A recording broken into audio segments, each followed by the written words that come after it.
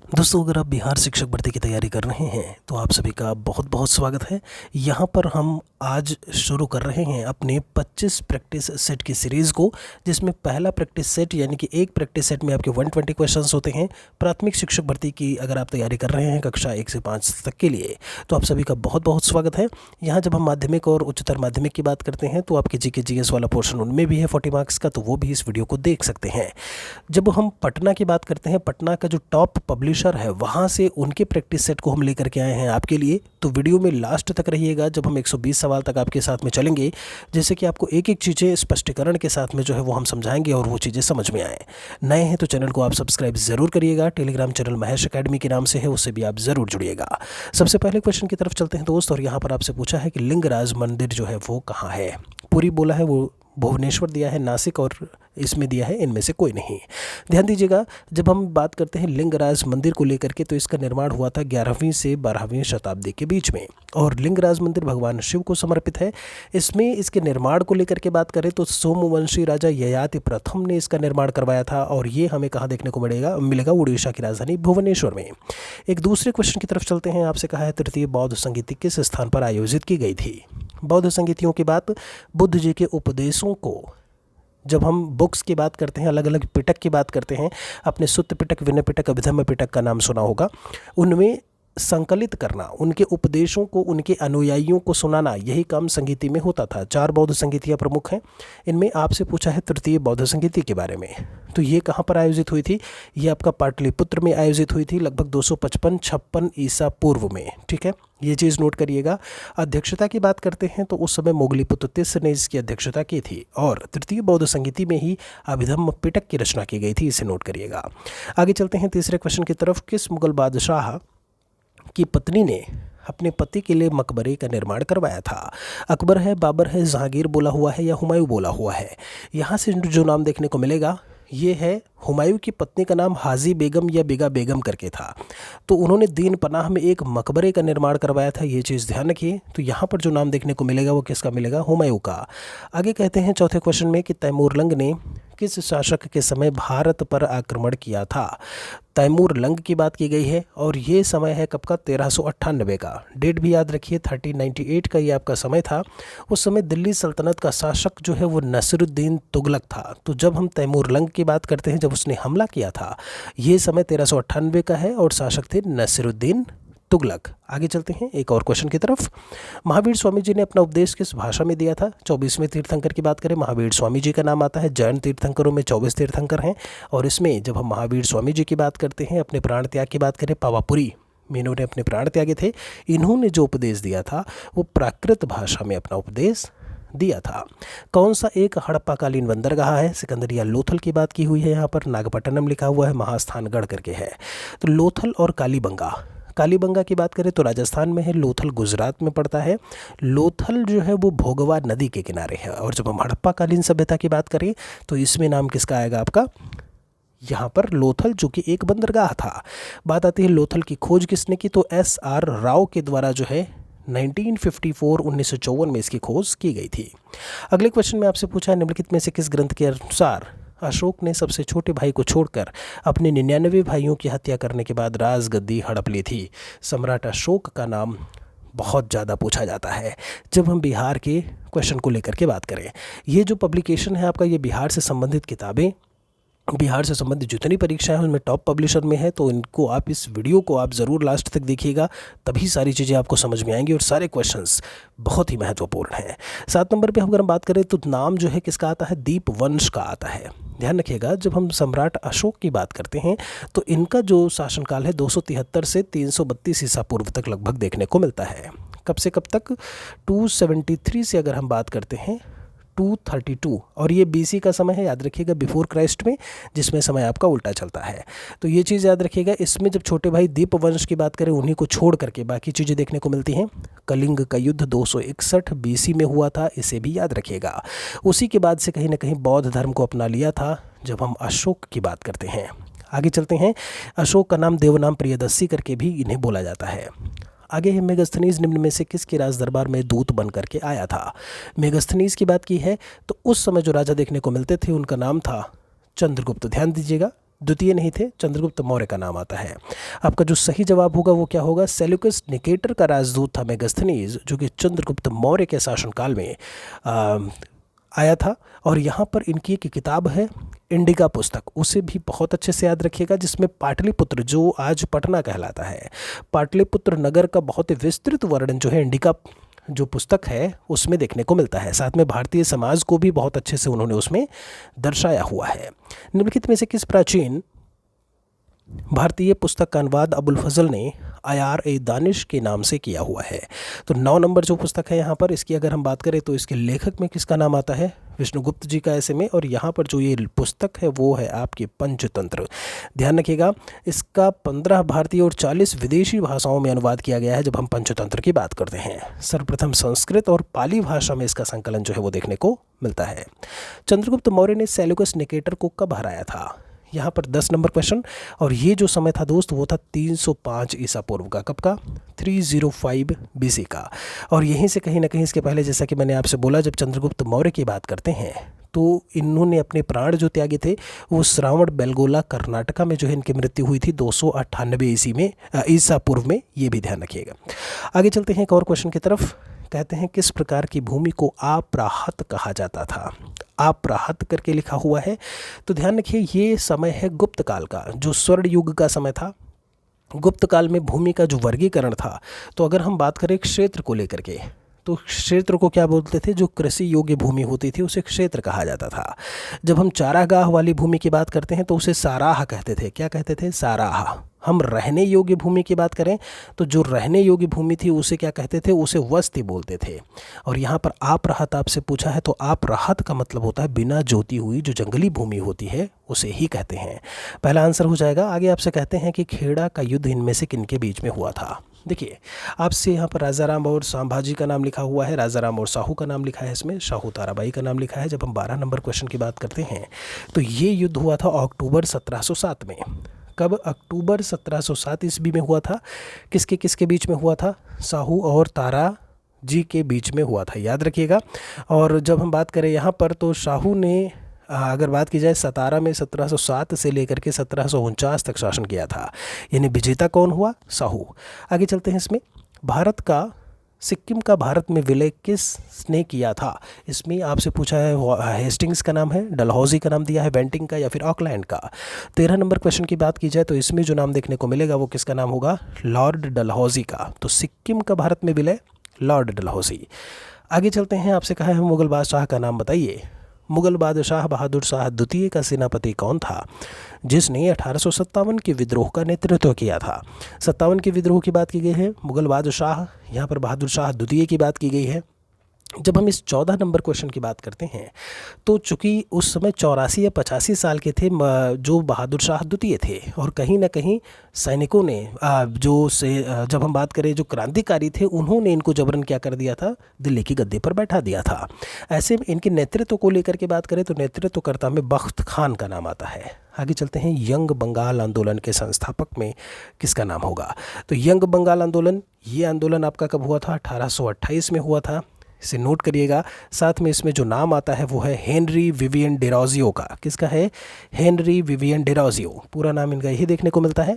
Next question आपसे कहते हैं रणजीत सिंह और किस अंग्रेज अधिकारी के मध्य 1809 ईस्वी में अमृतसर की संधि हुई थी? यहाँ पर 1809 में अमृतसर की संधि, उस समय अगर हम गवर्नर जनरल की बात करते हैं तो मिंटो प्रथम का शासनकाल देखने को मिलता था। ध्यान रखिए, मिंटो प्रथम का। लेकिन आपसे कहा है अंग्रेज़ अधिकारी का नाम बताना है आपको, तो उसमें जो अंग्रेज़ अधिकारी था वो रणजीत सिंह और चार्ल्स मेटकॉफ के बीच में हुआ था। किसके? चार्ल्स मेटकॉफ के बीच में। आगे चलते हैं। दक्षिण भारत के ब्रह्म समाज को क्या कहा जाता है? वेद समाज, प्रार्थना समाज, आदि ब्रह्म समाज या फिर थियोसॉफिकल सोसाइटी?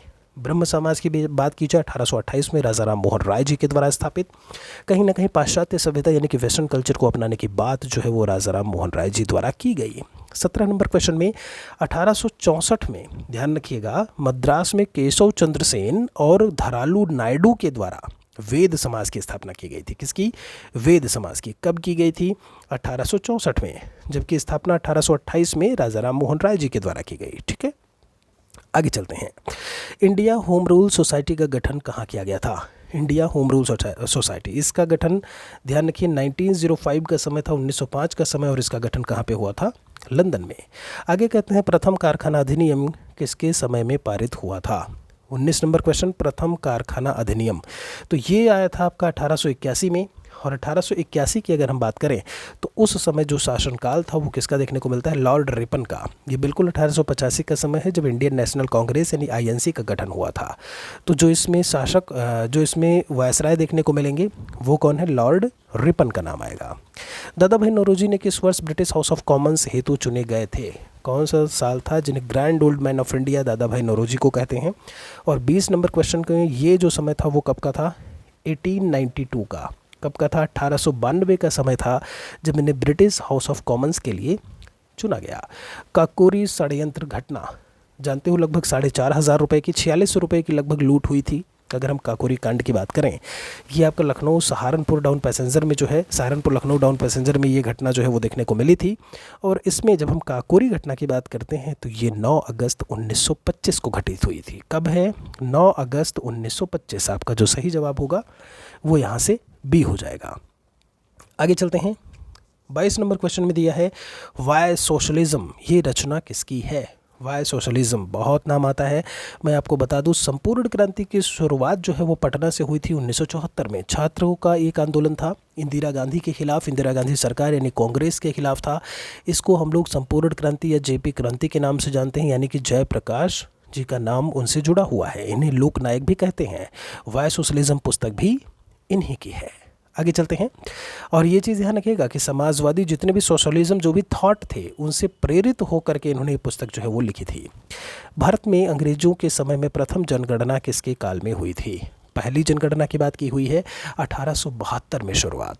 कब? 1872 में शुरुआत हुई थी, लेकिन लॉर्ड रिपन के काल में एक नियमित जनगणना देखने को मिली। और वो कब से? 1881 से। शुरुआत कब से हुई थी? 1872 से। ठीक है। और 1872 में उसमें लॉर्ड मेयो था।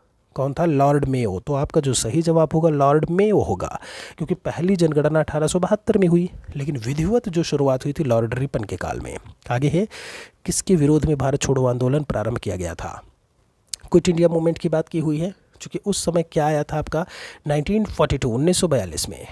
उस समय जब हम बात करते हैं, गांधी जी ने इसे पोस्ट डेटेड चेक बोला था। किसे? क्रिप्स मिशन को, जो कि 1942 में आया था। और इसी प्रस्ताव से असंतुष्ट होकर के भारत छोड़ो आंदोलन शुरू किया गया था। तो ये याद रखिएगा, मिशन कौन सा है? क्रिप्स मिशन है आपका, जिसको गांधी जी ने पोस्ट डेटेड चेक बोला था। ठीक है। आगे चलते हैं आपको लेकर के।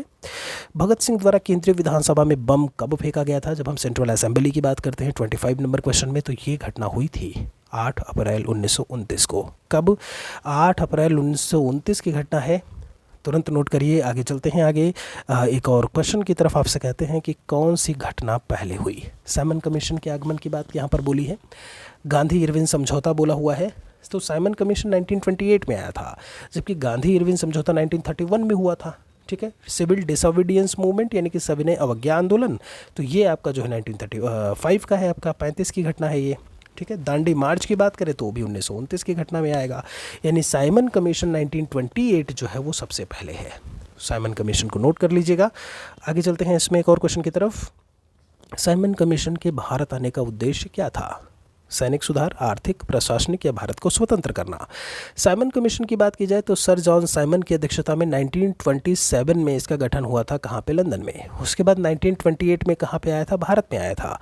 और इसका जो उद्देश्य था वो प्रशासनिक सुधार था। समझ रहे हैं यहाँ पर? प्रशासनिक सुधार। लेकिन चूंकि क्या था, सभी के सभी इसके जो सदस्य थे वो गोरे थे। श्वेत सदस्य की बात की जाए, सभी के सभी अंग्रेज थे। इसी कारण भारतीयों ने इसका विरोध किया था। लाजपत राय जी इसी में घायल हुए थे, बाद में जो है जिनकी मृत्यु हुई थी लाठीचार्ज में। ठीक है। रॉलेट एक्ट का प्रमुख उद्देश्य क्या है? 28 नंबर क्वेश्चन की बात करें तो रॉलेट एक्ट की बात अगर हम करते हैं, इसमें कर सुधार, द्वितीय विश्व युद्ध की तैयारी को लेकर के बात की हुई है। क्रांतिकारी गतिविधियों पर एक्ट, यहाँ पर 1919। देखिए, जब हम बात करते हैं ऐसी गतिविधियों, चूँकि 57 की क्रांति हो चुकी थी, धीरे धीरे कहीं ना कहीं अंग्रेज सरकार जो है वो सचेत हो चुकी थी। रॉलेट एक्ट जो है बिना अपील, बिना दलील, बिना वकील का एक कानून था, जिसे काला कानून की संज्ञा गांधी जी ने दी। आतंकवादी अधिनियम तक बताया गांधी जी ने। और रॉलेट एक्ट जो है वो क्रांतिकारी गतिविधियों को रोकने के लिए ही आया था। इसे नोट करिएगा। आगे चलते हैं। बंगाल विभाजन को रद्द किस समिति की अनुशंसा पर जो है वो की गई थी? अरुंडेल समिति है, हार्शल, व्हाइटले या फिर बटलर? तो जो बंगाल विभाजन था ये 1905 में हुआ था। 1911 में दिल्ली दरबार में ये रद्द हुआ। यहाँ पर 12 दिसंबर 1911 को विभाजन रद्द करने की घोषणा की गई लॉर्ड हार्डिंग द्वितीय के द्वारा, ध्यान रखिएगा। और ये जो समिति थी वो थी अरुंडेल समिति। आंसर आपका पहला होगा। एक 30 नंबर क्वेश्चन, मुस्लिम लीग की स्थापना कब हुई थी? मुस्लिम लीग की अगर हम बात करते हैं तो ढाका में नवाब सलीमुल्लाह खान, आगा खान, ध्यान रखिएगा इन सभी की, और एक और नाम आता है मोहसिन मुल्क का।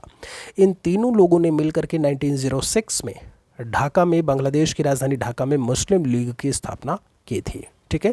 और मुस्लिम लीग का जो पहला अधिवेशन हुआ था वो कराची पाकिस्तान में हुआ था, चूँकि उस समय भारत में ही था तो कराची ही याद रखिएगा, 1907 में हुआ था, ठीक है, आगा खान की अध्यक्षता में। तो ये जो फिलहाल मुस्लिम लीग के लिए यहाँ पर आंसर आएगा वो 1906 होगा। अखिल भारतीय अस्पृश्यता विरोधी लीग की स्थापना किसके द्वारा की गई? अखिल भारतीय अस्पृश्यता विरोधी लीग 31 नंबर में ये जो आंसर होगा वो महात्मा गांधी, आंसर सी हो जाएगा। भारत में पहली बार आयकर कब लगाया गया? तो जो आयकर लगाया गया था पहली बार बजट पेश किया गया विल्सन के द्वारा, उस समय विल्सन थे और ये समय था 1860 का। 1860 में आयकर यानी इनकम टैक्स की शुरुआत हुई। अगले सवाल में कहते हैं आपसे, जिया तरंग आंदोलन का संबंध किस राज्य से है? जिया तरंग आंदोलन 33 नंबर। जिया तरंग आंदोलन की अगर हम बात करते हैं तो इसका संबंध जो है वो है मणिपुर में नागा जनजातियों की महिलाओं द्वारा ये आंदोलन शुरू किया गया था, ठीक है।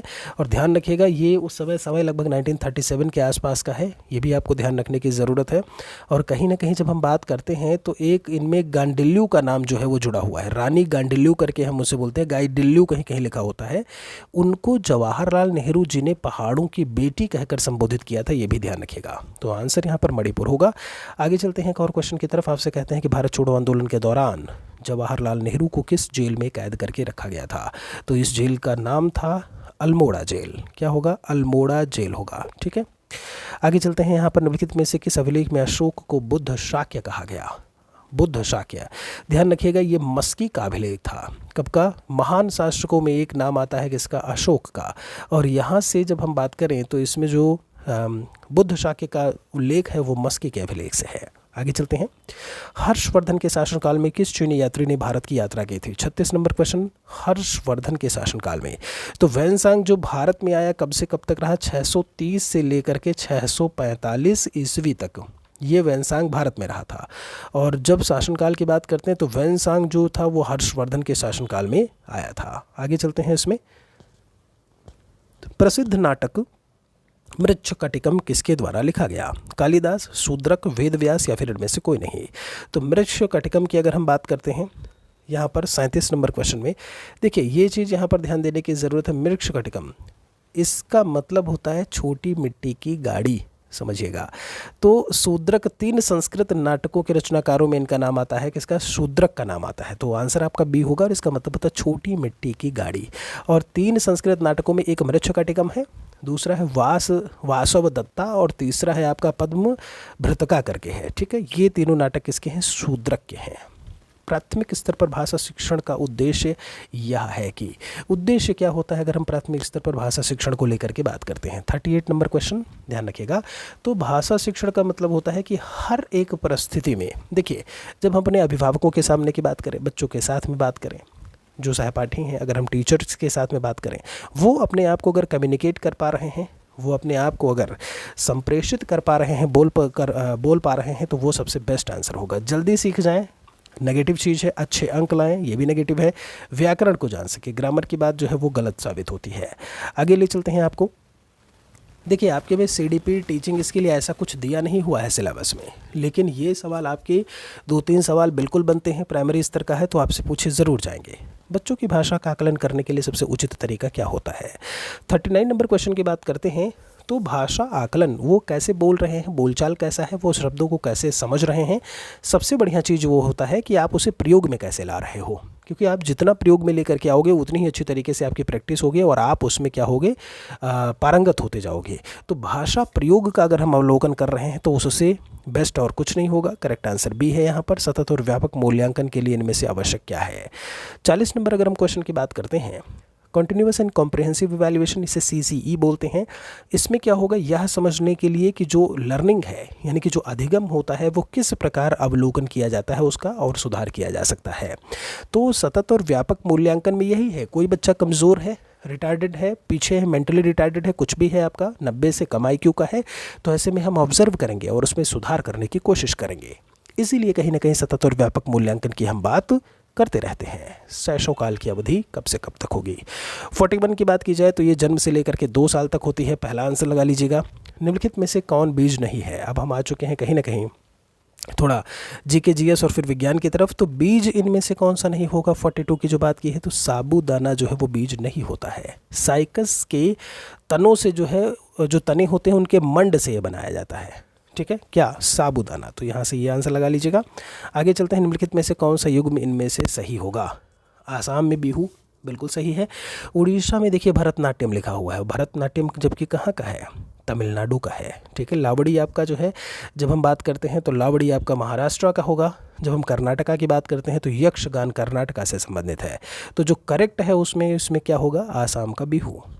आगे चलते हैं, इसमें प्राथमिक स्तर पर पर्यावरण अध्ययन में समुदाय सीखने सिखाने का एक महत्वपूर्ण संसाधन है।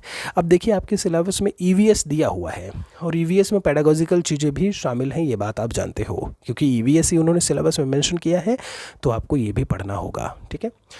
44 नंबर क्वेश्चन की बात करें, सबसे बड़ी चीज़ ये होती है कि उन्हें रियल कंडीशन, रियल सिचुएशन में उन्हें अपॉर्चुनिटीज़ दी जाएँ, उन्हें अवसर दिया जाए सीखने के लिए। तो जो सबसे बढ़िया आंसर होगा वो क्या होगा, D होगा यहाँ पे, ठीक है। 44 के बाद 45 में है, टेरा रोसा मिट्टी किसके लिए यूज़ में आती है। टेरा रोसा मिट्टी 45 में दिया हुआ है, तो कहवा के लिए सबसे बेस्ट होती है। ब्राज़ील में पाई जाने वाली टेरा रोसा मिट्टी कहवा के लिए सबसे फेमस है। सबसे बड़े उत्पादक देशों में कहवा की अगर बात की जाए तो ब्राज़ील का ही नाम आता है, इसीलिए इसे हम क्या बोलते हैं, कहवा के वहाँ जो बागान होते हैं उन्हें फजेंडा कहते हैं। क्या बोलते हैं, फाजेंडा, जैसे मिरिंडा बोलते हो आप, फजेंडा है ये, ठीक है। आगे चलते हैं, यहाँ पर दीनदयाल पोर्ट जो है वो कहाँ पर है। दीनदयाल पोर्ट कहाँ पे है, तो 2017 में जो कांदला पोर्ट है, जो कि एक ज्वारीय पत्तन था, उसी का नाम बदल के दीनदयाल पोर्ट कर दिया गया है। ये कहाँ पे है, गुजरात में है। सूची का मिलान करना है, चलिए मिलान भी कर लेते हैं। इसमें आपसे बोला है इनमें से सही मिलान करिए कि किसका कहाँ पे क्या होगा। तो जो मिलान होगा मैं आपको बताए दे रहा हूँ। ऐसे ही यहाँ पे जो भारतीय प्राणी विज्ञान सर्वेक्षण केंद्र है, भारतीय प्राणी विज्ञान सर्वेक्षण केंद्र, ये कहाँ पर पड़ेगा, ये कोलकाता में है, ठीक है। ये हो गया आपका कोलकाता। फिर है भारतीय वन प्रबंधन संस्थान की बात की जाए तो वन प्रबंधन संस्थान जो है वो कहाँ पे है, भोपाल में है, ठीक है। भारतीय वन सर्वेक्षण केंद्र की बात करें तो वन सर्वेक्षण केंद्र जो है वो कहाँ पड़ेगा, वो देहरादून में पड़ेगा। और भारतीय विज्ञान केंद्र को लेकर के बात करें तो ये कहाँ पे है, बेंगलुरु में है। स्क्रीनशॉट आप यहाँ से ले सकते हैं, ठीक है। आगे चलते हैं, आपको लेकर के राष्ट्रमंडल खेल 2022 के संबंध में निम्नलिखित में से कौन सा कथन सही है। ये करंट अफेयर्स की कुछ चीज़ें आपकी हैं।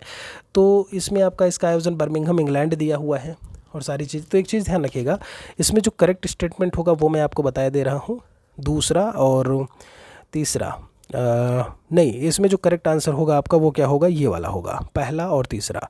बर्मिंघम इंग्लैंड में हुआ था, बिल्कुल करेक्ट है। और पदक तालिका में भारत को चौथा स्थान प्राप्त हुआ था, ये बात भी ऐसे में सही है, ठीक है। यहाँ पर भारतीय एथलीटों ने 66 पदक नहीं 61 पदक जीते थे। 61 पदक थे उसमें, जिसमें 22 स्वर्ण था, 16 रजत था और 23 कांस्य पदक थे, ठीक है। पहले स्थान की बात करें तो ऑस्ट्रेलिया, दूसरे पर इंग्लैंड और तीसरे पर कनाडा था। आगे चलते हैं, हाल ही में अंतर्राष्ट्रीय महासंघ शतरंज महासंघ का उपाध्यक्ष जो है वो किसे चुना गया है।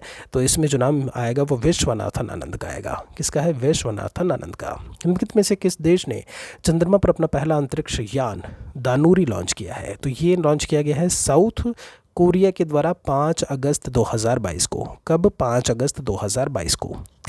51 में कहा है, किस मंत्रालय द्वारा आज़ादी के अमृत महोत्सव के तहत बढ़े चलो अभियान की शुरुआत की गई। 51 की अगर हम बात करते हैं तो ये संस्कृति मंत्रालय के द्वारा बढ़े चलो अभियान की शुरुआत हुई है। हर घर तिरंगा अभियान संस्कृति मंत्रालय के द्वारा ही आयोजित किया गया है। तो आंसर यहाँ से क्या लगाइएगा, संस्कृति मंत्रालय। कौन सा रोग जीवाणु संक्रमित है और यौन संपर्क के माध्यम से प्रेषित हो सकता है। तो जो 52 आपसे बोला है ये होता है गोनोरिया, जो कि एक यौन संचारित रोग है। जब हम सुजाक की बात करते हैं, सुजाक, निसेरिया, गोनोरिया नामक जीवाणु के कारण ये चीज़ होता है। ठीक है, फैलता कैसे है ये चीज़ थोड़ा ध्यान रखिएगा। ये है आपका, जब हम योनि के संक्रमण को लेकर के बात करें, गुदा है आपका, मुख मैथुन की बात करें, उनके माध्यम से जो है ये चीज़ें फैलती हैं। आगे चलते हैं। 53 की बात करें, इसमें HIV एड्स का इलाज नहीं है। निम्नलिखित में से कौन सा HIV या फिर एड्स का इलाज इनमें से नहीं होगा? तो आपसे यहाँ पर कोई थेरेपी करके बोला है, PEP बोला हुआ है, इनमें से कोई नहीं। तो इलाज में इनमें से कौन सा तरीका हम नहीं अपना सकते हैं? तो रक्ताधान जो लिखा हुआ है ना, रक्त का आधान करके, ये चीज़ इसमें शामिल नहीं होगी। यानी इसे हम ब्लड ट्रांसफ्यूज़न बोलते हैं। क्या बोलते हैं? ब्लड ट्रांसफ्यूज़न बोलते हैं। इसको हटा दीजिएगा बस। अगले क्वेश्चन में आपसे कहते हैं, कौन सा कवक रोग है जो गेहूं के पौधों को प्रभावित करता है? तो इनमें जो रोग होगा वो कौन सा होता है? रस्ट होता है। ध्यान रखिएगा, ये यहाँ पर जो आपका सही जवाब होगा, गेहूं के पौधों की पत्तियों की बात करें, तनों की बात करें, बालियों की बात करें, तो उनमें क्या होता है कि लाल नारंगी चूर्ण जैसे दानों के रूप में ये दिखाई देते हैं। आगे चलते हैं एक और क्वेश्चन की तरफ। 55 में कहते हैं, असत्य फल का इनमें उदाहरण दीजिए। 55 की अगर हम बात करते हैं तो स्ट्रॉबेरी। ध्यान रखिएगा, जो असत्य फल के उदाहरण में हमें देखने को मिलेगा वो क्या होगा? आपका स्ट्रॉबेरी होगा। इसी को हटा दो बस, ये उसमें शामिल नहीं है। ठीक है, आगे है आपका, इसमें कहते हैं कि 55 नंबर क्वेश्चन में कि पाचन तंत्र में अग्न्याशय का क्या कुछ काम होता है? तो अगर हम ब्लड की बात करें, ब्लड में शुगर के लेवल को नियंत्रित करने का काम होता है किसका? अग्न्याशय का काम। तो करेक्ट आंसर यहाँ से आपका C हो जाएगा। ध्यान रखिएगा, अग्न्याशय पर्याप्त इंसुलिन का उत्पादन अगर नहीं करता है तो ऐसे में आपने देखा होगा इंसुलिन का इंजेक्शन और सारी चीज़ें फिर लगाई है ना, अलग से आगे अलग से जो है उसका लगाया जाता है या इंजेक्ट कराया जाता है। DNA में कितने नाइट्रोजनस बेसेस पाए जाते हैं जिन्हें नाइट्रोजनी क्षार बोलते हैं? DNA की बात की है, डीऑक्सीराइबोन्यूक्लिक एसिड इसका फुल फॉर्म होता है। तो इसमें 4 प्रकार के होते हैं। थाइमीन होता है, साइटोसिन होता है, गुआनीन होता है और एक आपका एडिनिन होता है। फिर से सुन लीजिए, एडिनिन है आपका, थाइमीन है, गुआनीन है और साइटोसिन है। ठीक है, 4 लगाइएगा। नेक्स्ट है, इसमें निम्नलिखित में से कौन सी सभी यूकैरियोटिक कोशिकाओं, प्रोकैरियोटिक, यूकैरियोटिक, ठीक है, कोशिकाओं के प्रकार, तो उनमें से एक विशेषता के रूप में हमें देखने को मिलेगा। इसमें क्या होता है 58 में? इसमें है कि एक झिल्ली युक्त नाभिक की उत्पत्ति जो है वो किसका होगा? यूकैरियोटिक का होगा। तो जो सही जवाब है वो क्या लगा लीजिएगा? C। आगे चलते हैं, पौधों में प्रकाश संश्लेषण को नियंत्रित करने वाले एंजाइम के उत्पादन के लिए कौन से सूक्ष्म पोषक तत्व की ज़रूरत होती है? तो इसकी ज़रूरत के लिए इसमें जो ज़रूरत होगी वो किसकी होगी? मैग्नीज, जिसका परमाणु क्रमांक 25 होता है। ठीक है, अगले क्वेश्चन में आपसे कहते हैं, महिला प्रजनन प्रणाली में ओव्यूलेशन शुरू करने के लिए कौन सा हार्मोन रिस्पॉन्सिबल है? यहाँ पर 60 नंबर क्वेश्चन की बात करें तो पिट्यूटरी ग्रंथि द्वारा निर्मित एक हार्मोन है। जब हम किसकी बात करते हैं? ल्यूटिनाइजिंग हार्मोन, जो LH हार्मोन होता है, यही है आपका। तो ल्यूटिनाइजिंग हार्मोन जो है वो मस्तिष्क में पिट्यूटरी ग्रंथि के द्वारा निर्मित एक हार्मोन है। पिट्यूटरी ग्लैंड सरसों के दाने के बराबर एक ग्लैंड होती है जो कि हमारे मस्तिष्क में पाई जाती है। ठीक है, तो आपका जो सही जवाब होगा वो क्या होगा? ओव्यूलेशन वाले के लिए वो LH वाला ही होगा। ठीक है, आगे चलते हैं। देखिए, जब आप कोई प्रेग्नेंट वुमेन होती है तो उसका जब आप देखोगे जो एक जब रिपोर्ट वगैरह आती है उनकी, या फिर जब अलग अलग उसमें, तो ये LH प्रकार की चीज़ें उसमें लिखा हुआ आपको देखने को मिलेगा कहीं ना कहीं। ठीक है, चिकित्सा स्थितियों का निदान करने के लिए MRI में किसका उपयोग नहीं होता है? MRI की बात की जाए, ऐसे मैग्नेटिक रिजोनेंस इमेजिंग करके होता है। तो इसमें 61 में जो X किरणें होती हैं इनका यूज़ नहीं किया जाता है। ठीक है, तो ये चीज़ आप यहाँ से हटा दीजिएगा एक्सरेज वाले में। आगे है 62 नंबर क्वेश्चन की बात करें तो कौन सा कारक गुरुत्वीय त्वरण यानी कि G को प्रभावित नहीं करता है? 62 में तो वस्तु का द्रव्यमान यानी कि मास ऑफ जो भी आपका होगा वस्तु, उसमें ये चीज़ जो है कभी भी G को प्रभावित नहीं करेगी। तो गुरुत्वीय त्वरण G को जो है ऐसे में यहाँ से हटा दीजिएगा, यानी कि वो जो वस्तु का द्रव्यमान है वो इसमें शामिल नहीं होगा। आगे यहाँ पर चलते हैं, वायुमंडलीय दबाव किसी तरल के क्वथनांक को कैसे प्रभावित करता है? वायुमंडलीय दबाव एटमॉस्फेरिक प्रेशर की बात की है, यानी क्वथनांक जिसे बॉइलिंग पॉइंट बोलते हैं किसी भी लिक्विड का। तो 63 नंबर क्वेश्चन में बढ़ते वायुमंडलीय दबाव के साथ क्वथनांक बढ़ता है। ये चीज़ याद रखिए, क्या चीज़ है? बढ़ते वायुमंडलीय दबाव के साथ जैसे जैसे एटमॉस्फेरिक प्रेशर बढ़ेगा, जो बॉइलिंग पॉइंट की बात है वो ऐसे में भी बढ़ेगा, वो भी बढ़ता जाएगा। ठीक है, उम्मीद है कि आप बहुत अच्छे से जो भी मैं क्वेश्चंस बता रहा हूँ उनको एक्सप्लेनेशन के साथ में समझ रहे होंगे। आपको कुछ भी लग रहा है कि यहाँ पर आपके लिए काम किया जा रहा है, मेहनत की जा रही है, तो प्लीज़ एक बार शेयर ज़रूर कर दीजिएगा बाकियों के साथ में इस वीडियो को। 64 में आपसे क्या कहते हैं, उस घटना का नाम क्या है जिसके कारण आकाश जो है वो नीला दिखाई देता है। परावर्तन, अपवर्तन, आपसे प्रकीर्णन बोला हुआ है या फिर इनमें से कोई नहीं। तो स्कैटरिंग की घटना होती है, स्कैटरिंग के कारण ही जो आकाश है वो नीला दिखाई देता है, ऊपर से आकाश काला दिखाई देता है, ये भी याद रखिएगा। ठीक है, तो प्रकीर्णन में क्या होता है, सूर्य के प्रकाश और पृथ्वी के वातावरण के बीच प्रक्रिया परस्पर जो है वो प्रक्रिया होती है, और उसी के बाद प्रकीर्णन मतलब ही होता है फैलाव, स्कैटरिंग, फैला देना। ठीक है, नेक्स्ट है आपका, निम्नलिखित में से कौन सा कारक ध्वनि की गति को प्रभावित नहीं करता है। ध्वनि की गति तापमान है, ऊंचाई है, आर्द्रता है। अगर टेम्परेचर होगा ये भी प्रभावित करेगा, आप कितनी ऊंचाई पर हो ये भी प्रभावित करेगा, ह्यूमिडिटी कितनी है ये भी प्रभावित करेगा। तो आर्द्रता की बात करें, ऊंचाई की बात करें, तापमान की बात करें, ये सभी कहीं ना कहीं ध्वनि को प्रभावित करेंगे। तो इनमें से नहीं करता, यानी कोई आंसर इनमें से आपका नहीं होगा। निम्नलिखित में से किस पदार्थ में उच्चतम विद्युत चालकता, यानी कि जो आपका इलेक्ट्रिसिटी कंडक्टिविटी को लेकर के बात करें, वो सबसे ज़्यादा देखने को मिलेगी, तो वो चांदी में होगा। सिल्वर लगाइएगा यहाँ पे। ठीक है, करेक्ट आंसर क्या हो जाएगा आपका 66 का सी। प्रकृति में पाया जाने वाला सोडियम क्लोराइड निम्नलिखित में से कौन सा खनिज होता है। सोडियम क्लोराइड NaCl इसका फॉर्मूला होता है, खाने का नमक होता है ये आपका। ठीक है, और अगर हम यहाँ पर बात करते हैं तो इसे टेबल नमक या घर या होटलों में प्रयुक्त होने वाले नमक के रूप में भी इसे हम जानते हैं।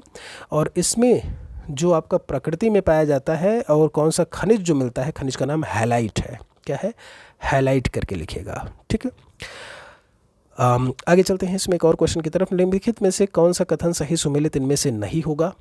अलग अलग आपके दिए हुए हैं। 68 नंबर क्वेश्चन की बात करें तो एक चीज़ याद रखिए, जो लिथियम है सबसे हल्की धातु होती है। जैसे आपने बोला ना, hydrogen, helium, lithium, beryllium, boron, carbon, nitrogen, oxygen, Leon, जो भी चीज़ें हैं वो आपकी चलती जाती हैं। जो लिथियम है वो आपका वो सबसे हल्की धातु है, और इसमें सबसे हल्की धातु में आपका सोडियम बताया हुआ है, तो सी वाला आंसर जो है वो गलत है। ठीक है, हाइड्रोजन, हीलियम, लिथियम, लिथियम जिसका परमाणु क्रमांक कितना होगा, 3 होगा। आगे चलते हैं। निम्नलिखित मूर्खों का सोना कहते हैं, किसे कहते हैं, 69 नंबर में।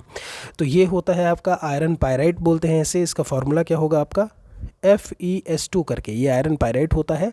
और पायराइट जो है एक प्रकार का खनिज है। जब हम लोहे की बात करते हैं, आयरन और गंधक यानी सल्फर, उसी का यौगिक जो है वो हमें देखने को मिलेगा।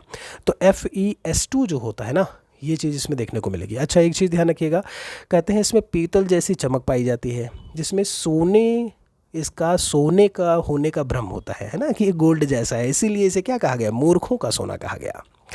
आयरन पायराइट ध्यान रखिए। वायुयान निर्माण में किस मिश्र धातु यानी कि एलॉय को यूज़ में लेकर के आते हैं वायुयान निर्माण में। वायुयान निर्माण में क्या क्या होता है, ए और बी दोनों आते हैं, यानी कि मैग्नीशियम भी है और ड्यूरेलियम भी है, तो डी आंसर लगाइएगा। हंसाने के लिए किस गैस का प्रयोग होता है, तो वो नाइट्रस ऑक्साइड होती है, तुरंत लगाइए इसे, नाइट्रस ऑक्साइड। जोसेफ प्रिस्टले ने 1793 में इसकी खोज की थी, किसकी, नाइट्रस ऑक्साइड की। सही जवाब आपका बी होगा। ठीक है, निम्नलिखित में से कौन सी गैस है जो फोटोकेमिकल स्मॉग के कारण आंखों में जलन पैदा करती है। ये जो गैस है उसका नाम है एक्रोलिन। ये बहुत ही दम घुटाने वाली इसकी गंध होती है, बहुत ही तीखी और दम घुटाने वाली गंध। ठीक है, और ये काफ़ी इनफ्लैमेबल भी है, यानी ज्वलनशील भी है। गैसों के आयतन दाब भिन्न भिन्न नियत ताप पर आचरण को दर्शाने के लिए आरेखित चक्र को क्या कहते हैं। विज्ञान के सवालों को भी हम इस समय सॉल्व कर रहे हैं। आइसोथर्मल्स मूल गैस है, प्रोड्यूसर गैस है, या फिर इनमें से सभी। तो इसको क्या कहते हैं हम, आइसोथर्मल्स करके बोलते हैं। क्या बोलते हैं, आइसोथर्मल्स। आपका जो सही जवाब होगा वो पहला होगा। 74 में आपसे कहते हैं मौलिक अधिकार भारतीय नागरिक को प्राप्त हैं, गैर भारतीय नागरिकों को प्राप्त नहीं है, इनमें से वो कौन सा है, 74 नंबर में। ठीक है, तो 74 की जब हम बात करते हैं, विचार और अभिव्यक्ति गैर भारतीय नागरिकों को इनमें से प्राप्त नहीं है, ये पहले वाले को आप लगा सकते हैं। देखिए, अनुच्छेद संख्या अगर हम बात करें, सबसे पहले अगर हम बात करते हैं यहाँ पर मौलिक अधिकारों की, अनुच्छेद संख्या 12 से लेकर के 35 तक में भारतीय संविधान के भाग 3 में जो है ये दिए गए हैं। कहाँ से लिया गया है, भारतीय संविधान में USA से, यानी अमेरिका से। अनुच्छेद संख्या 15, 16, 19, 29 और 30। देखिए, 15 है, 16 है, 19 भी दिया हुआ है, 29 और 30 मौलिक अधिकार केवल और केवल भारतीय नागरिकों को प्राप्त हैं। ठीक है, तो यहाँ पर इनके हिसाब से अगर हम बात करें तो जो सी ऑप्शन है यही आपका सही है। ध्यान रखिएगा, गैर भारतीयों को प्राप्त नहीं है, ये भारतीय लोगों को ही प्राप्त है। अब 3 में अल्पसंख्यकों का अधिकार है, शांतिपूर्ण सम्मेलन है, विचार और अभिव्यक्ति है। ठीक है, बाकी जीवन और स्वतंत्रता का संरक्षण ये उन्हें भी मिला हुआ है। अगर कोई यहाँ पर आता है विदेशी ना, तो उन्हें भी ये प्राप्त है। आगे चलते हैं, कौन सा संशोधन अधिनियम जो है वो संसद के सदस्यों और विधानसभा सदस्यों की अयोग्यता से संबंधित है? तो ये 52वां संविधान संशोधन 1985 में था। दल बदल विरोधी कानून पर जब रोक लगी थी, जो कि आपका 10th शेड्यूल यानी कि 10वीं अनुसूची से जुड़ा हुआ है। तो जो सही जवाब होगा वो बी हो जाएगा। आगे चलते हैं, कौन सा कथन, किनका कथन है? राज्य के नीति निदेशक सिद्धांत एक ऐसा चेक है जो बैंक के सुविधा अनुसार चेक किया जाता है, ठीक है, या अदा किया जाता है। तो अगर हम 76 की बात करते हैं तो ये के.टी. शाह का स्टेटमेंट है। किसका है? के.टी. शाह का स्टेटमेंट है, ये नोट करिएगा यहाँ से। आगे चलते हैं, अंतर्राज्यीय परिषद का अध्यक्ष कौन होता है? राष्ट्रपति, राज्यपाल, प्रधानमंत्री और मुख्यमंत्री बोला हुआ है। तो इसका अनुच्छेद संख्या 263 के आधार पर अंतर्राज्यीय परिषद का जो विवेचन किया गया है, जो बताया गया है, उसमें जो अध्यक्ष होगा वो पीएम होता है, यानी कि प्रधानमंत्री होगा। भारत के संविधान का कौन सा अनुच्छेद भारतीय निर्वाचन आयोग की स्थापना से संबंधित है? भारतीय निर्वाचन आयोग, ध्यान रखिए, तो ये है आपका 324। 324 में कहाँ पे है? भाग संख्या 15 में 324 से लेकर के 328 तक में इसी के बारे में चर्चा की गई है। कहाँ पे? जब हम पार्ट नंबर 15 की बात करते हैं, ठीक है। और जब हम चुनाव को लेकर के बात करें तो इसकी स्थापना जो देखने को मिलती है चुनाव आयोग की, वो 25 जनवरी 1950 को देखने को मिलती है। एक स्वायत्त संवैधानिक निकाय के रूप में इसे देखा जाता है। आगे है इसमें, निम्नलिखित में से भारत के संविधान में 5वीं अनुसूची और 6वीं अनुसूची उपबंध का संबंध इनमें से किससे होगा? तो ये जो संबंध है 79 का, वो है अनुसूचित जनजातियों के हितों के संरक्षण के लिए। किसके लिए है? अनुसूचित जनजातियों के हितों के संरक्षण के लिए, ठीक है। चूँकि 6ठी अनुसूची में आपने देखा होगा मेघालय है, मिजोरम है, त्रिपुरा है, आसाम है, उनके बारे में बताया गया है ना। और जो 5वीं अनुसूची है उसमें भी आप देखोगे तो इन्हीं क्षेत्रों के बारे में कहीं ना कहीं चर्चा की गई है, ठीक।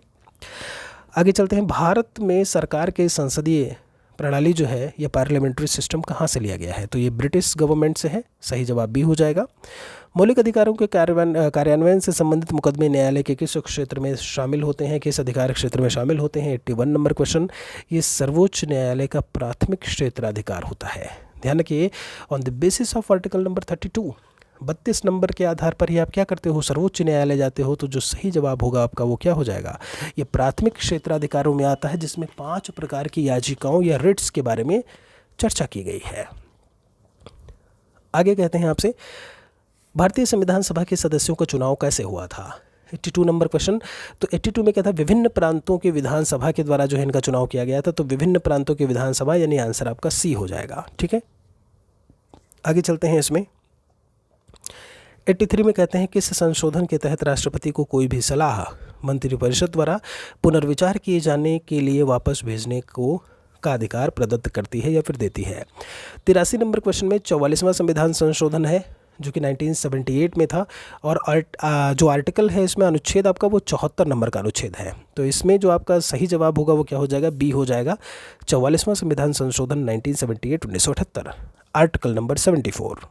84 में क्या कहते हैं आपसे? संविधान संशोधनों में किस एक के अंतर्गत दिल्ली राष्ट्रीय राजधानी क्षेत्र बना? जब एनसीआर की बात करते हैं ना, नेशनल कैपिटल रीजन, इसी को एनसीआर बोलते हैं। दिल्ली एनसीआर आपने पढ़ा होगा। तो 84 की अगर बात की जाए, 1991 में एक संशोधन आया था, 69वां संविधान संशोधन। तो उस समय इसको ये दर्जा जो है वो दिया था, मतलब दिया गया था। तो 69th कॉन्स्टिट्यूशनल अमेंडमेंट एक्ट 1991। 84 के बाद 85 नंबर, भारत के राष्ट्रपति के द्वारा आर्टिकल 123 के तहत जारी अध्यादेश संसद का सत्र प्रारंभ होने के बाद कितने समय तक प्रभावी रह सकता है? तो अगर हम इसकी बात करते हैं, आपका अध्यादेश अगर कोई चीज़ ऐसे में जारी होता है तो आप ये 6 सप्ताह के लिए जो है ऐसे में देखने को मिलेगा। राष्ट्रपति केवल तभी अध्यादेश जारी कर सकता है जब कोई भी सदन, पार्लियामेंट की बात करें, लेजिस्लेचर की बात करें, लोकसभा और राज्यसभा, कोई भी जो है वो सत्र में ना हो, सेशन में ना हो, उस समय अध्यादेश जो है वो जारी करने की बात होती है, ठीक है। और ये 6 सप्ताह तक प्रभावी होता है, उसके बाद ये अप्रभावी हो जाता है। उससे पहले आपको कहीं ना कहीं कानून इसको बनाना पड़ेगा, अदरवाइज ये अप्रभावी हो जाएगा, ठीक है। आगे है पंचायती राज संस्थाओं में आरक्षण संबंधी प्रावधान की चर्चा किस अनुच्छेद के तहत की गई है। पंचायती राज संस्था 86 की बात की जाए तो पंचायत जो ये आपका आरक्षण संबंधी प्रावधान है 243D में इसके बारे में चर्चा है। कहाँ पे? 243D। अब सवाल देखिए, ऐसे जो पंचायती राज के बारे में बात की गई है वो 243A से लेकर के 243O तक इसके बारे में बात की गई है। और 243D वाले में क्या है? महिलाओं के लिए, SC के लिए, ST के लिए रिजर्वेशन की बात की गई है। ठीक है, सही जवाब आपका बी होगा। UK सिन्हा समिति निम्न में से किससे संबंधित है? तो UK सिन्हा की बात की जाए तो micro small and medium enterprises, जिन्हें MSME इंडस्ट्री बोलते हैं। क्या बोलते हैं? MSME इंडस्ट्री बोलते हैं, उसी के लिए फेमस है। तो आपका आंसर सी होगा। किस पंचवर्षीय योजना ने मानव विकास को सभी विकासात्मक प्रयासों के मूल रूप में ऐसे में मान्यता दी? तो 88 में जो है ये 8वीं पंचवर्षीय योजना है, जिसका जो समय काल था 1992 से लेकर के 1997 था। सी आंसर हो जाएगा। 89 में क्या कहते हैं, किस वित्तीय वर्ष में पहली बार बिहार आर्थिक सर्वेक्षण जो है वो प्रकाशित किया गया? तो बिहार आर्थिक सर्वेक्षण का जो प्रकाशन हुआ था वो 2006 और 7 के ड्यूरेशन में हुआ था। ध्यान रखिए 2006 और 7। ये भी ध्यान रखिए कि ज़रूरत है कि 28 फरवरी 2023 को बिहार का 17वां आर्थिक सर्वेक्षण जो है वो पेश किया गया। किसके उसमें अगुवाई में? विजय कुमार चौधरी की अगुवाई में 17वां रहा है। ठीक है, ये चीज़ ध्यान रखिएगा। आगे चलते हैं इसमें। अच्छा, एक चीज़ और ध्यान रखिए, इसमें कुछ चीज़ें हैं जैसे प्राथमिक क्षेत्र आर्थिक सर्वेक्षण क्या होता है कि प्राथमिक क्षेत्रों की बात करें, है ना, वहाँ से कितना योगदान, द्वितीय क्षेत्रों से कितना योगदान, तृतीय क्षेत्रों से कितना योगदान है। तो अगर बिहार के प्रति व्यक्ति आय को लेकर के ऐसे में बात करें और यहाँ पर प्राथमिक, द्वितीयक और तृतीय क्षेत्रों की, तो प्राथमिक में लगभग 21% योगदान रहा है GSDP में, या GDP ग्रॉस डोमेस्टिक प्रोडक्ट बोलते हैं उसे। द्वितीय क्षेत्रों से 18% और तृतीय क्षेत्रों से लगभग 61%। ठीक है, यहाँ पर आप 2006-7 लगा लीजिएगा। भारत निम्नलिखित में से किसे राष्ट्रीय आय की गणना में शामिल नहीं किया जाता है? अगर नेशनल इनकम की बात करते हैं तो इसमें कभी भी जो मध्यवर्ती वस्तुएं होती हैं उनको हम शामिल नहीं करते हैं। तो आंसर यहाँ पर सी लगाइएगा 90 का। ये इकोनॉमिक्स के कुछ क्वेश्चन हैं आपके। प्रधानमंत्री आवास योजना के लिए घोषित कुल बजट परिव्यय जो है वो कितना है? तो ये लगभग 79,000 है, 79,000 करोड़ रुपए। कितना? केंद्रीय बजट 2023 में प्रधानमंत्री आवास के लिए परिव्यय जो है वो 66% बढ़ा दिया गया और 66% बढ़ाया गया। तो ये कितना पैसा हो गया? 79,000 करोड़ रुपए। रचनात्मक मैदान का उदाहरण इनमें से जो है वो देखने को मिलेगा। ज्योग्राफी का क्वेश्चन आपका। अगर हम रचनात्मक मैदान की बात करते हैं, देखिए कई सारे आपका मैदान है, जैसे कार्स्ट प्रदेश, जो कार्स्ट मैदान है फ्लोरिडा का मैदान, उसके उदाहरणों में आता है ना।